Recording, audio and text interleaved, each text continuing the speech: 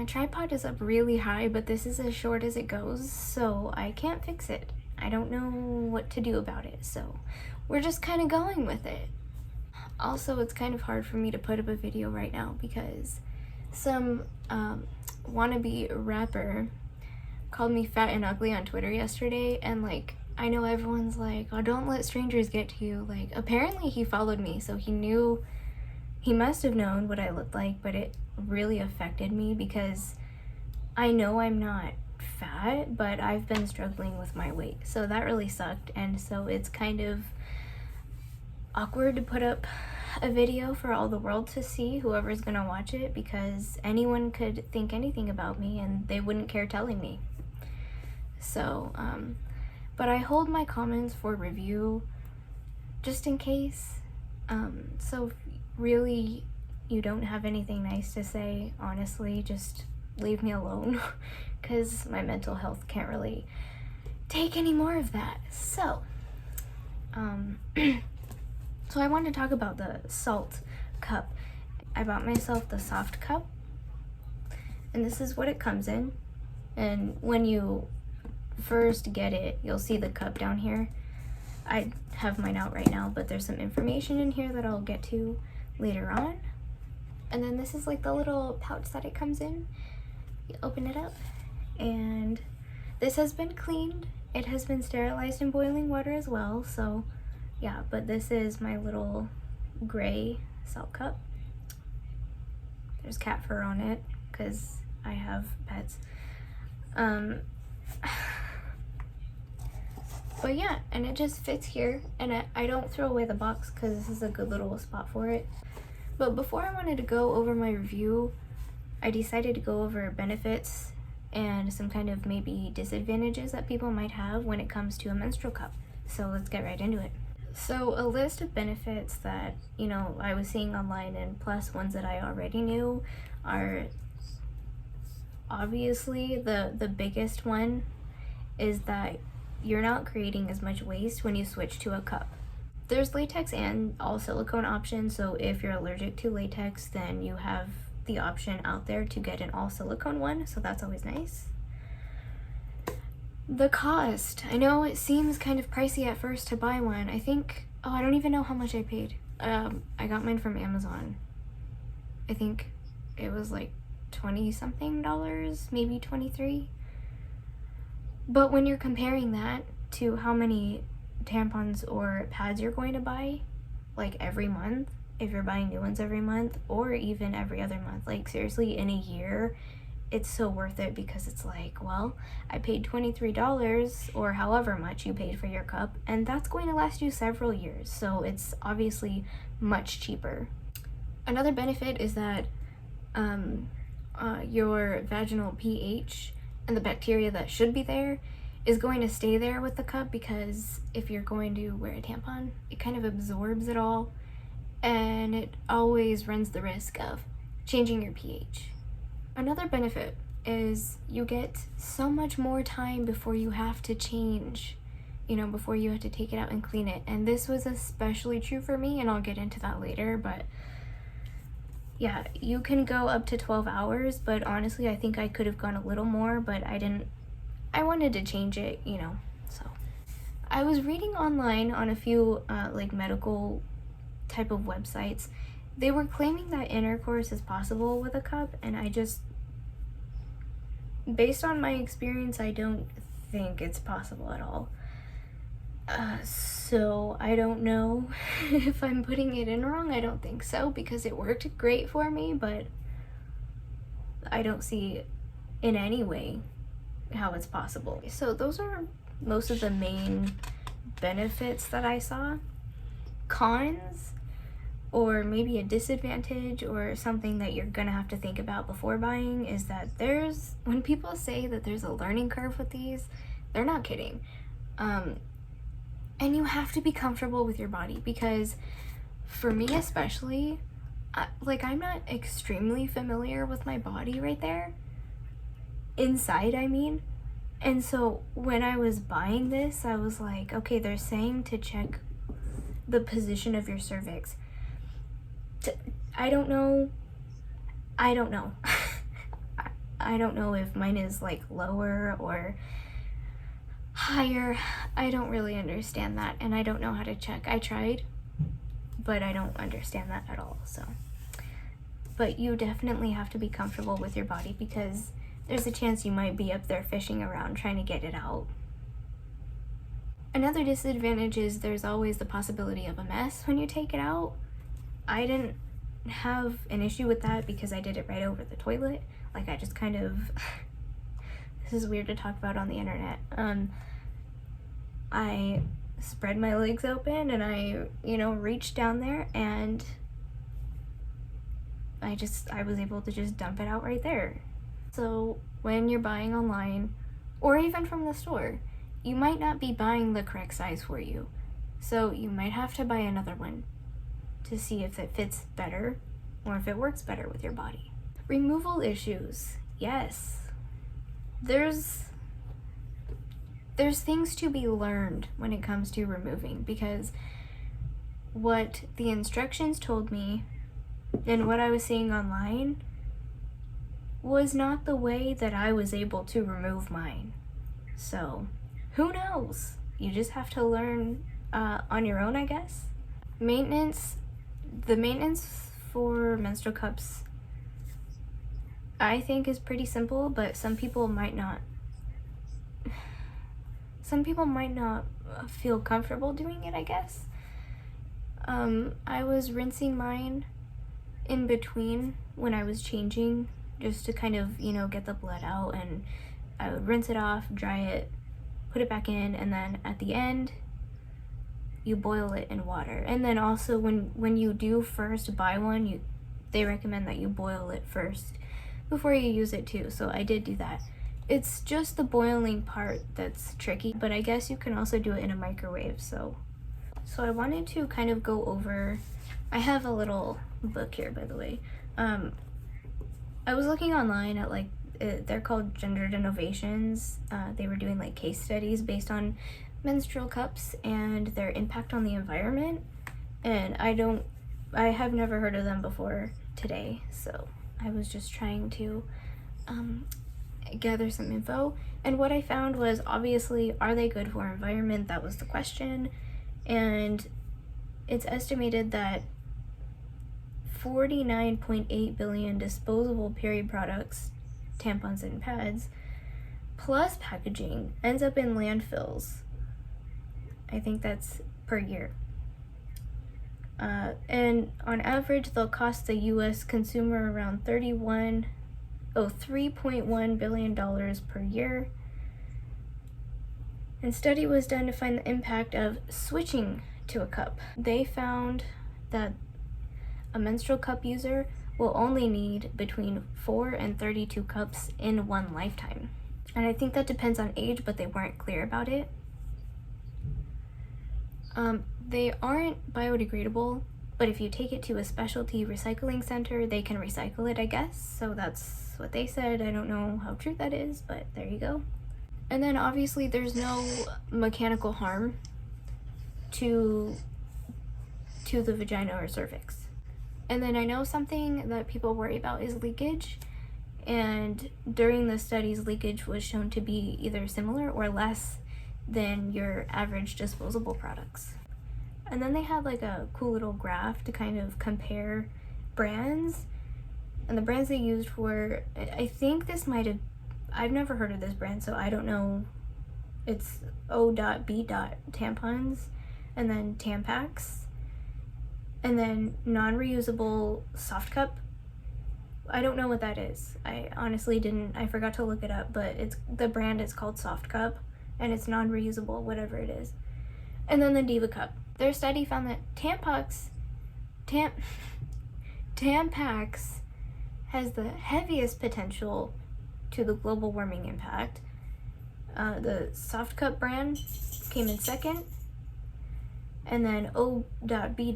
came in last, but still all of them had an impact, but Tampax, I keep saying Tampax, Tampax had the heaviest impact.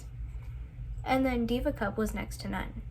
So obviously menstrual cups proved to be the best on the environment. The FDA recommends, but they don't require, tampon and pad makers to list what's in the products. So they don't have to disclose the materials or the chemicals that's in them. And then this, of course, creates a further divide between the consumer and the brand because you don't know what you're exposing yourself to every single month. Dioxin is an ingredient that's found in most of these disposable products from what I was reading. And what I have here is that it is a highly toxic compound produced as a byproduct in some manufacturing processes, notably herbicide production and paper bleaching. It's a highly serious and persistent pollutant to the environment. According to the World Health Organization, long-term exposure is linked to impairment of the immune system, nervous system, endocrine system, I don't know how to say that, and it can cause reproductive malfunctions.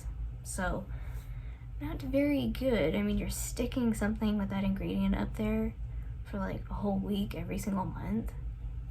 That might be the cause of some people's reproductive problems, who knows? So for me, I really wanted to get a cup because, like I said, now's a good time to learn, and I definitely went through the process of learning. So this box comes with these little informational papers, and I wanted to go over them because they're interesting.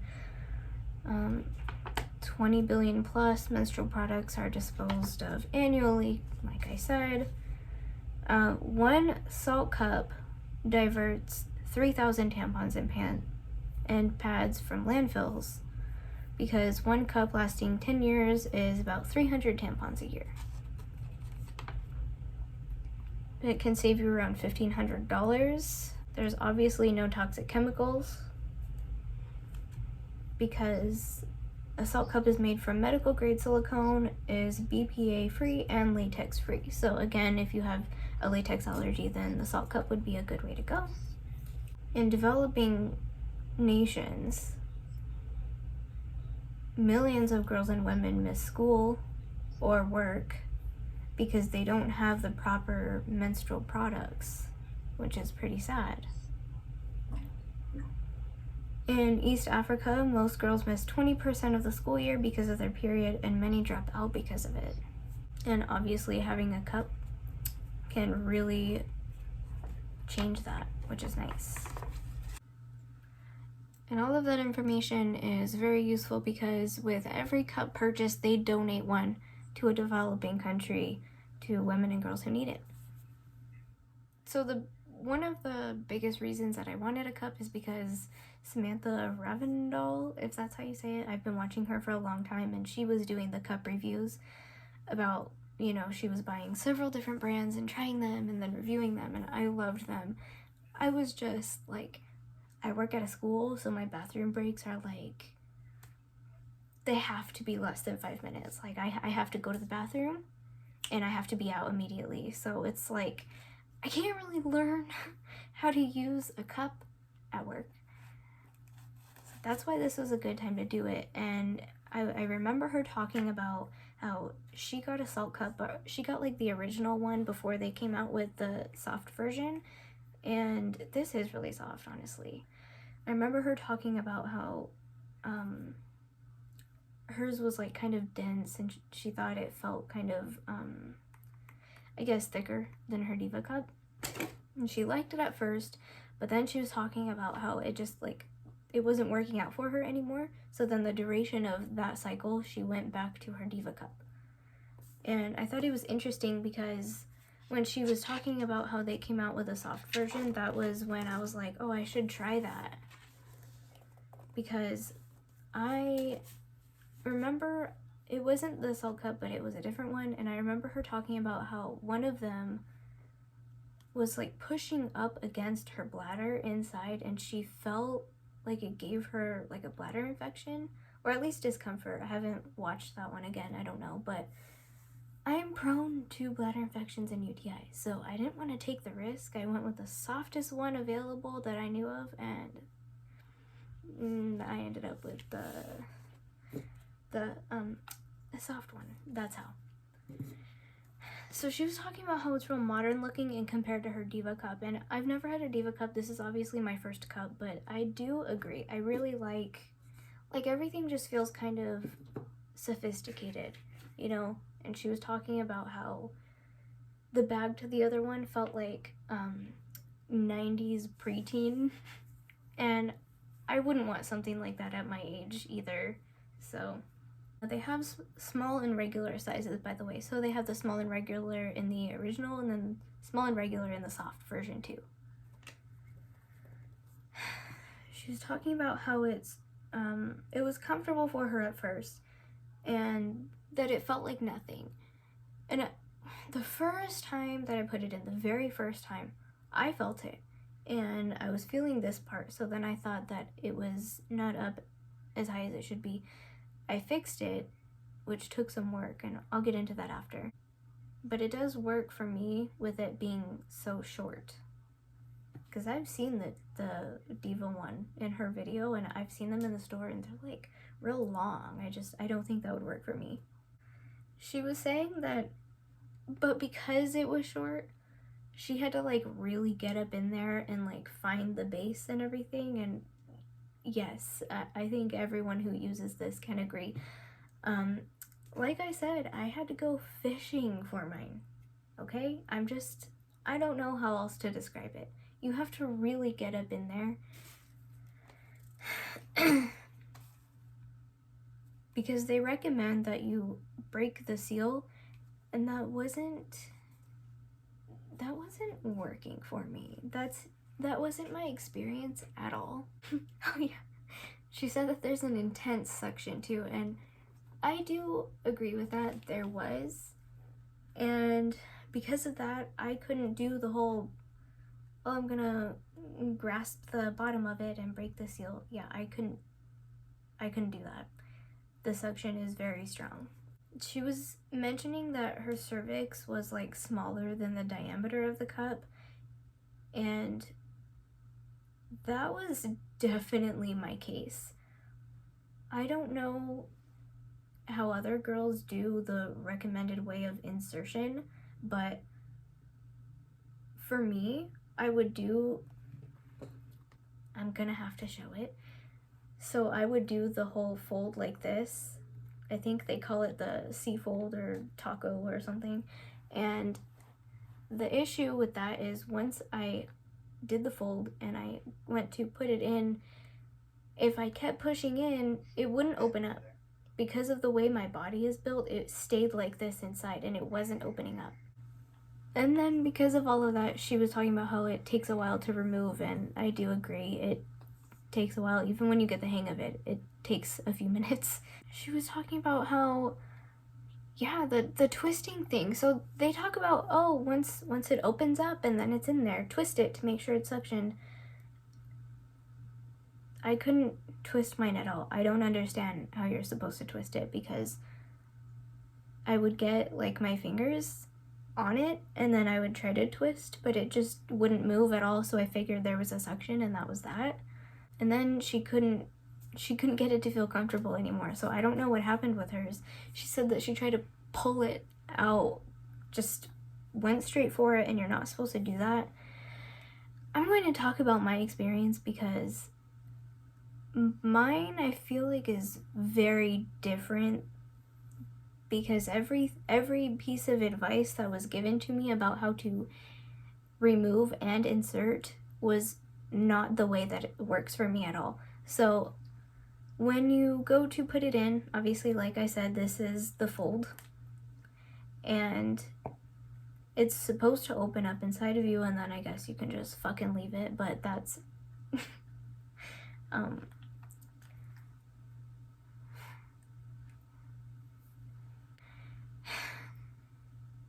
I don't know how else to do this, so I'm very sorry. This is I shouldn't be embarrassed about this. Okay, this is the opening, okay? So I'm going in and I'm gonna insert it, okay? And here it is. But then it gets to a certain point, and if I try to let it go, this is what it did. It didn't open up inside of me. even when I tried to push it up further, it was getting like even more, it just wouldn't open up at all. So then I had to take it back out just a little bit, let it open up, and then I kind of had to squeeze it like this and kind of push it, but making sure it was still going to open. And so I had to really get in there to make sure that it was going to open up. The whole fold thing, it's like, for me, the whole fold thing is to just get it in, and that's it. But if you, it's weird because then it won't go in if it's too far down. I don't know. I almost feel like my body is built different than normal, but then again, I know I'm probably not the only one dealing with that. So anyway, removal, they say you just gotta grip, squeeze, and there you go. I don't know, man. For me, personally, I went in and I squeezed like this, and then I had to kind of work side by side like this to get it out, which may be the same thing as pulling it straight out. I don't know, but that's what I had to do. And every now and then during the process, I would have to take the string and kind of push it. And then she said, Sam was talking about how you have to like birth the cup, and that is true. You do have to do some pushing. So all in all, it's an experience, and you have to be comfortable getting all up inside of yourself and trying to use the damn thing. I personally didn't get any leakage, and when I was talking about earlier how I barely had to change it at all, so I take birth control because I was having really intense symptoms, and so I went to the doctor, and I wasn't officially diagnosed with anything, but she told me to go on birth control to alleviate my symptoms, so I've been on it ever since. It's been a few years, so obviously I have a placebo period, and what that means for me is that I don't have like regular liquid blood that I used to have off the pills. My body kind of is tricked into thinking now it's time for a period, and here's some chunky blood clots. And that was something I learned using this, because when I was using tampons, it looked like blood, so I thought it was normal, and nope. This caught